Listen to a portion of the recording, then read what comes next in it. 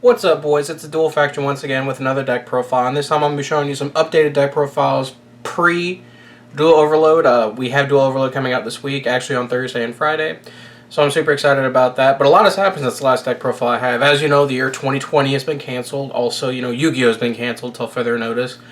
Coronavirus is going around everywhere, so we're all practicing quarantine, social distancing, but that's not going to stop us from playing Yu-Gi-Oh! So I figured I'd go ahead and give you an updated Time Thief Lunalight deck profile. I've been playing this a lot online with my buddies and stuff like that. I've played some in ranked on Dueling Book, but mainly just testing with my buddies. You can see some of the matches of this on Bingo HD's channel, with me and him playing, me and Doug playing, all that fun stuff. But I'm going to go ahead and get into the list. So yeah. Let's start off, we have 3 copies of Lunalight Kaleido Chick. Nothing to say there. Chick Tiger's best opening in the deck. Make sure I have these all straightened out for you.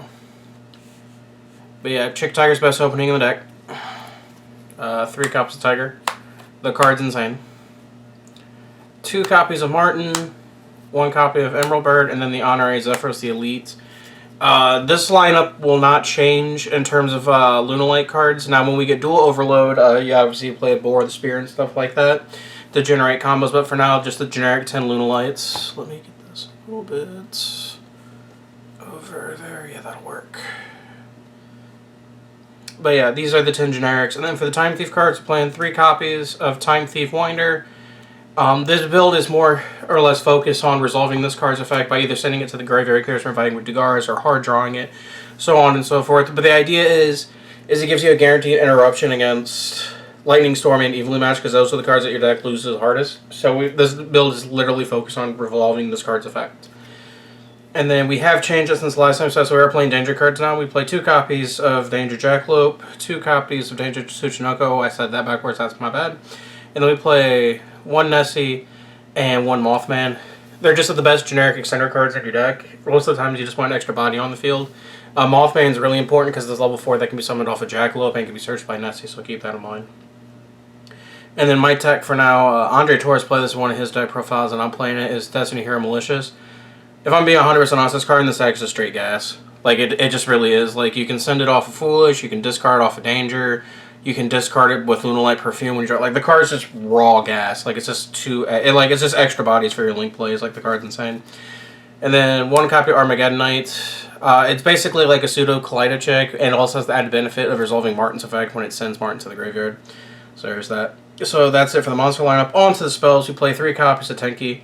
They're just more copies of Kaleido Chick, they're more copies of Tiger. That's all there is to say to it. The card that I think is going to get banned next ban list whenever we get one, whenever Yu-Gi-Oh! Resumes. But Lunalight Perfume, this card's actually insane. It does actually way too much. And I think this card's honestly going to get banned. And probably they'll also probably put Tiger to 1, but this card's insane. Just for more consistent openings, we're playing 3 copies of Foolish Burial Goods. Not much to say, the card's insane. And then we want to see more cards in our deck, so we have 3 copies of Allure of Darkness, and then 2 Power 1-ofs and Foolish Burial and Monster Reborn.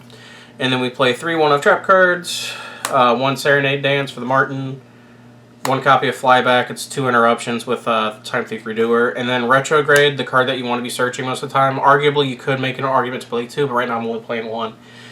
But that was my main deck for this, that's 40. On to the extra deck. So for the first 2 cards, the Time Thief cards, you have 1 copy of Redoer and 1 copy of Perpetua.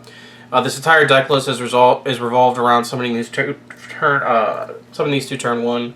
Perpetua is insane if you play it correctly. It's just basically playing more Kaleido Chicks and more, not more Kaleidos, but it's basically just playing more Tigers in your deck. And also makes your Redoer the most insane card in your extra deck. And Redoer is just like the most insane card. Like it draws a card, bans yourself, and it's an interruption. Like the card's just broken. 1 copy of Dweller, and 1 copy of Dugars. This card gets resolved in a lot of your combos, because like I said, you're just trying to resolve Winder, and Dweller is the best rank 4. Tiger King and Force Tricks. Most of your combos resolve using both of these cards in your cart. And then the last 2 rank 4s are Tornado Dragon and Narla. Narla you use a lot of time because it's the only XYZ you can make that can resolve both Martin and Emerald Bird in the same turn, and then Tornado Dragon is another interruption. It's also a combo extender. So that's it for the XZs, and then for the Link Monsters, we play 1 copy of Barricade Board Blocker. You need it for the combos. It also helps make Curious. 1 Firefighting Daruma Doll, card insane. One Curious, like I said, a lot of your combo strings, you're just using this to send Winder and then bring Winder back with 2 cards. So that's why this card's super important. 1 copy of Unicorn. 1 copy of a Chain Abomination. Making this turn 1 with Tornado Dragon against back row decks, your opponent literally can't beat you. Like, that's the whole reason we play it. Like, your deck just beats back row decks with those 2 cards turn 1. 1 Appaloosa, and then 1 Boral Sword is how you kill them. And that was my updated Time Thief Lunalight deck pre-Dual Overload.